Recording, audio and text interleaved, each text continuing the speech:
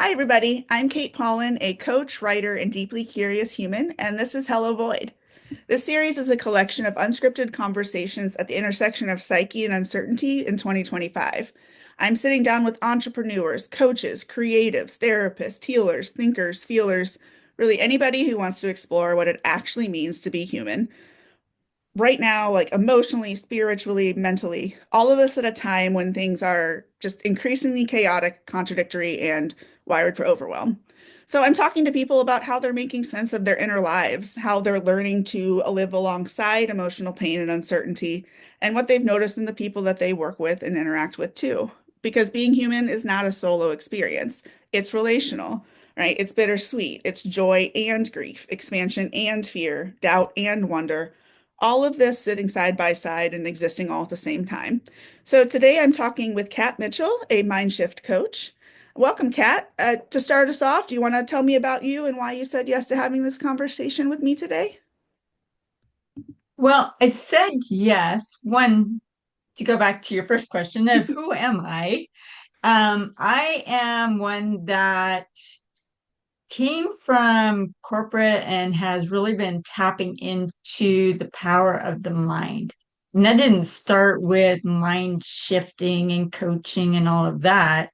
It started with here I am a caregiver. I have a brother with a stroke, learning neural pathways, then understanding neuroscience, also taking care of my mom, who she has since passed, but with dementia and Alzheimer's, and how the mind is with that disease, and really trying to figure out how do I take care of my own mind if, all these things are possible and my best defense is really what are my thoughts? What are the foods that I eat? All of that going into that mind body connection.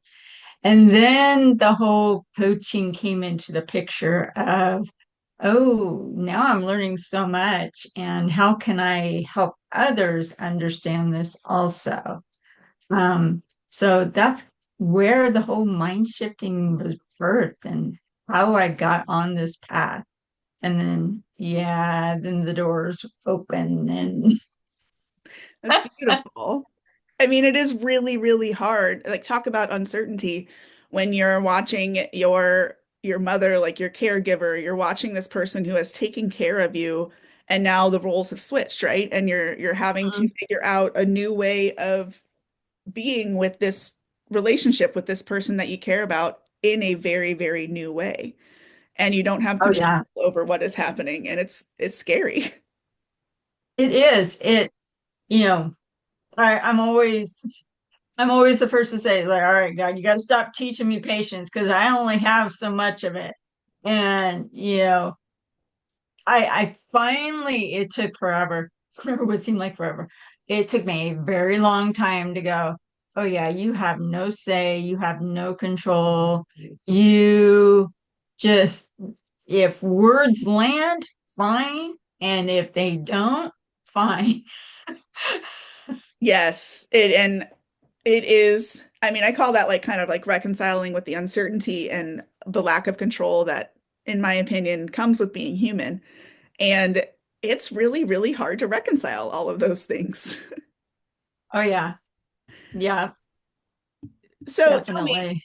how has your understanding of what it means to be human changed in the past 2 years, emotionally, spiritually, just in general?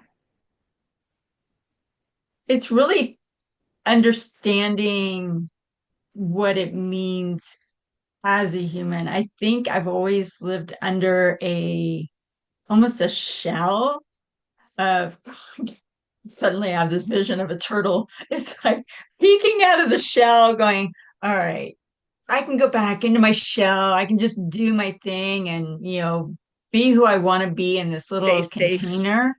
Hmm. Yeah, this container of safety. And since really wanting to be more visible, since really wanting to serve and help others and step out on my own, it, I feel like there are times where I'm looking for the shell and I'm every once in a while I'll come into my office where I'm at now and I'll just sit and stare at the computer and go, okay, I have no idea what I want to do. I have no idea what's next. It's like the list of 10,000 things, and it's like, ah, this can't be all of life of just sitting here trying to do everything. And then, I'll just go out into the yard and, all right, now I gotta be something and, you know, watch birds and bees and butterflies and whatever decides to come into the yard and, yeah, okay, let's, unhinge the tightness in my body and figure out what's important and what is it I want to do differently. Because I feel like that's what being human is right now, is not not doing everything, but really trying to be different and really cater to all the chaos and not allow it to consume my inner being that I've worked so hard on, which is not easy. Not in the slightest. No. So I also, as someone who sits and looks at the birds and the trees a lot while I am figuring things out, I understand that greatly. Like, how else do you personally make space for pain or uncertainty when it shows up? I find myself sitting in silence a lot. It's like I've done this deep study of meditation. I went so far as to become a meditation teacher. And yet it wasn't until more recent where I really started understanding that balance of meditating and really being mindful of who I am and who I want to be. So it's more of that, every hour when I give myself that grace, every hour I try and just really sit in that silence and that giving myself patience. you know, I had to learn to give it to others, Yes. which is not the easiest thing to do. And I'm also still learning to give it to myself. It's like, all right, patience. Let's pause, you know, let's sit in the moment and figure out which direction we want to go. Because otherwise, it's like, a tornado going through, and it's like, oh crap, I The don't snowball feel effect. good now. Yep, absolutely. So yeah.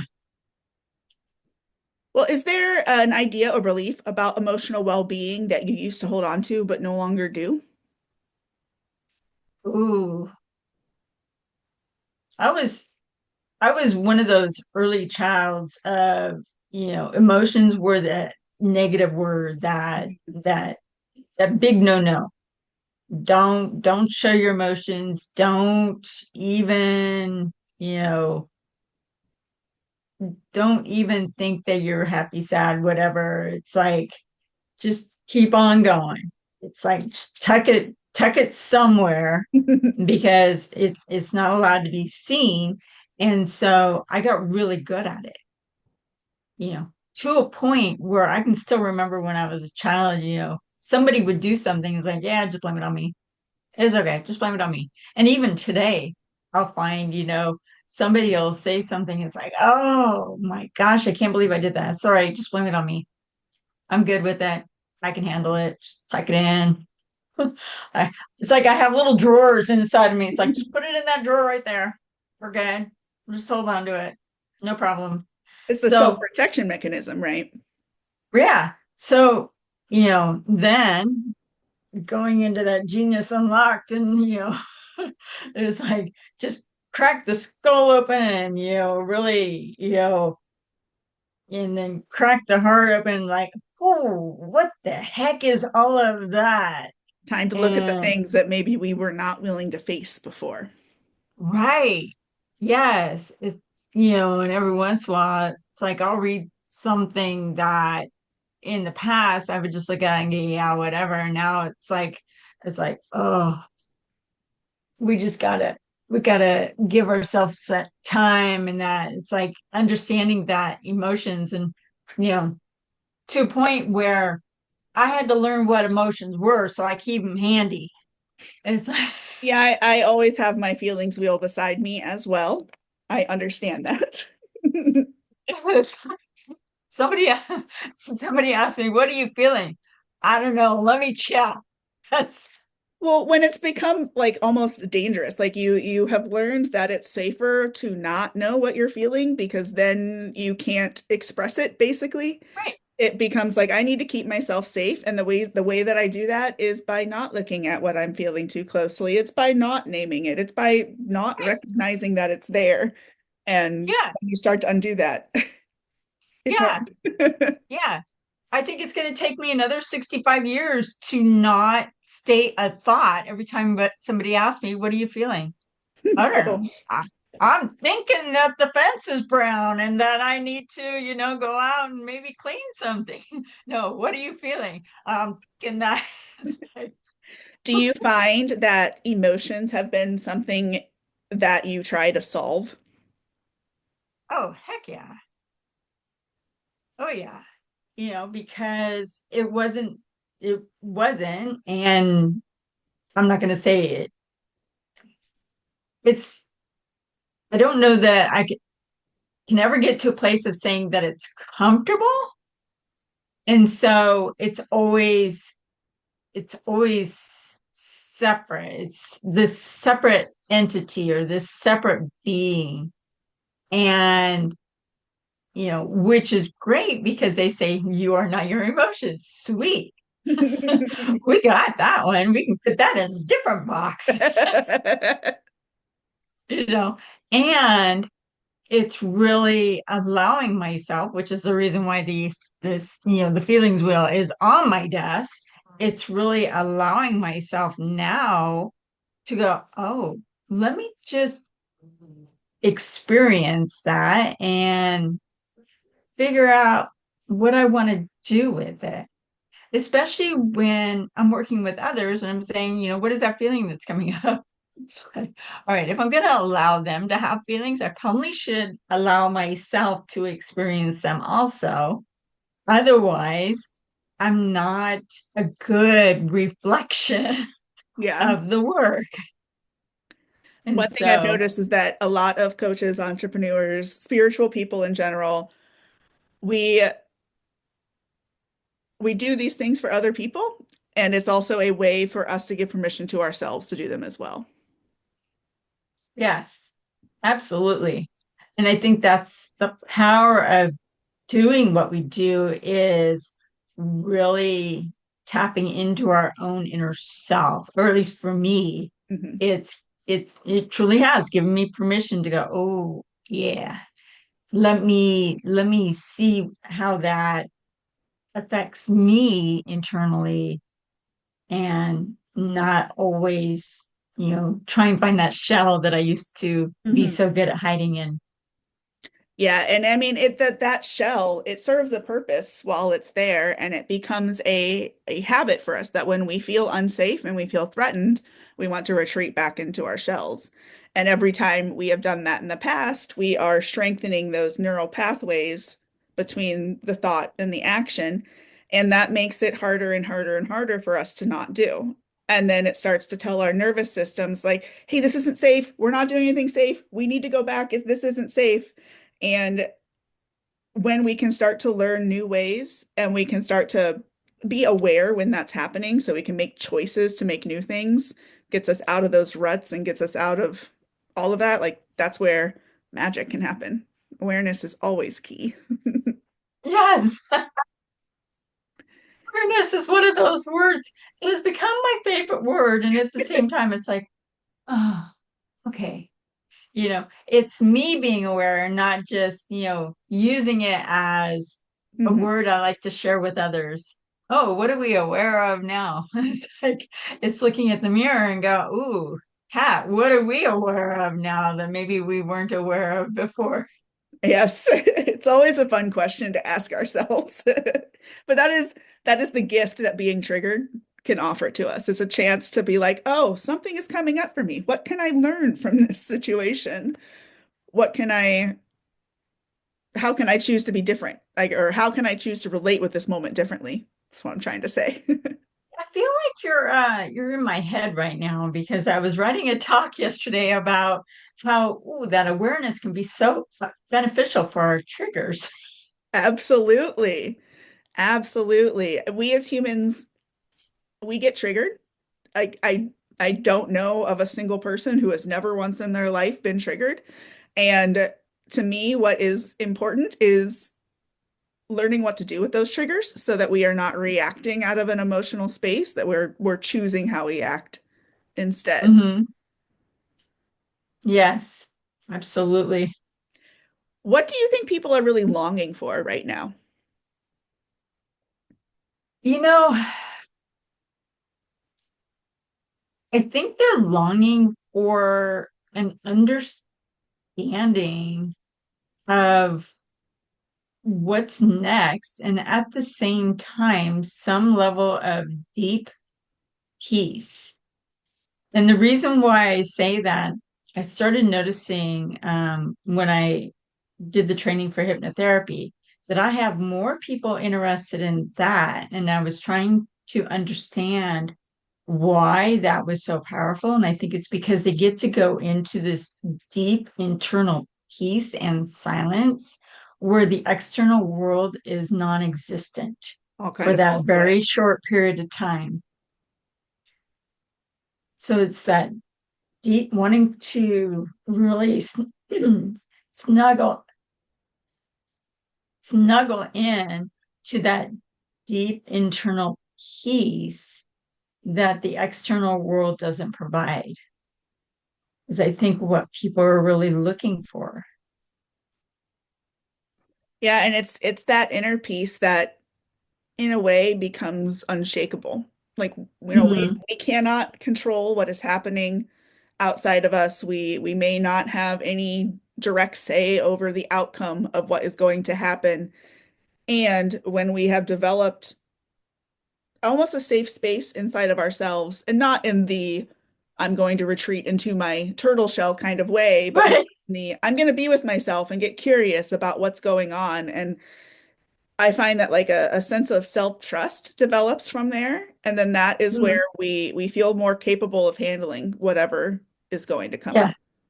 Yeah. Yeah. Exactly. So that's, Yeah. yeah, inner work is not always easy, and it is a great gift. It is. It is. And it will never be easy, which is okay. Yeah, absolutely. So Kat, you have a free gift for listeners, an empowered communication survey. Do you want to tell us Yes. about what that will do for people? So that was birthed out of the a better understanding of our mindset and communication, how our own mindset and physiology and her those feelings and emotions really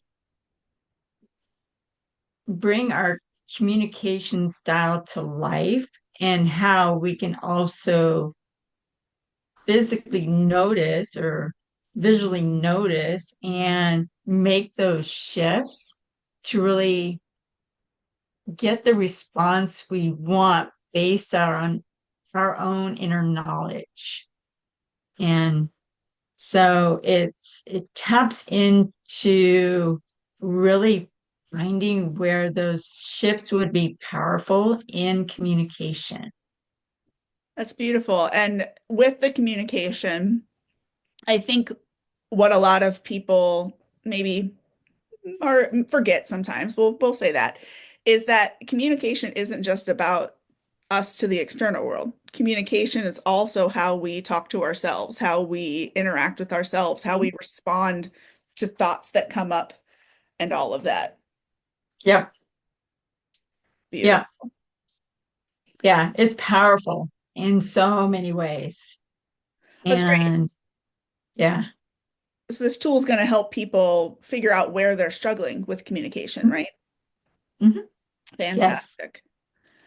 And for anybody else listening, if they want to find you, where should they look? So I am on Facebook, Coach Kat Mitchell, and I am also on LinkedIn as Kat Mitchell. And yeah, I love to connect and really love learning about people and where they are and Me too. you know, yeah. Thus the Thus hello this series. void. Yes. Yes. Yep. And I will include the links to all of those in the show notes for listeners who want to find them and, to have memories like mine that are like, I know that she just said what this was, and I cannot for the life of me think of what that was. So consider the show notes your note taker for that. And now, Kat, Awesome. tell me if you were to leave listeners with one last thought, what would it be? To really allow yourself to sit in the silence, tap into your own inner world, seek guidance where you need, and shine your brilliance for others to find you. I love that. I think so many people, and definitely previous versions of myself included, feel like we need to hide and that we don't want to share these things with other people. And something that I have learned personally is that the more that we learn how to do that for ourselves, and the more comfortable may not be the right word, but getting comfortable with being uncomfortable is the best way that I can Hmm. put it. The more that we do that, the more permission we give to ourselves and to others to do the same thing. Hmm. Absolutely. Great. Yeah. Well, Kat, thank you so much for being here and sharing your perspective with us today. And for anybody listening, if you want to connect with me or find out more about my coaching, you can find me at followthedopamine.life. It's my website, or at Instagram at followthedopamine.life, or over on Substack at followthedopamine. All of these links again will be in the show notes. And if this conversation sparks something in you and you want to explore what it means to be human with me in all of its bittersweet mess and beauty, I'd love to hear from you. So until next time, Kat, thank you so much for talking with me and for being here. And Thank to you so everyone, much, Kate. you are so welcome. It has been my pleasure. I feel very grateful that I get to have these conversations with people. And Yes. everyone, thanks for being you. Bye, everybody.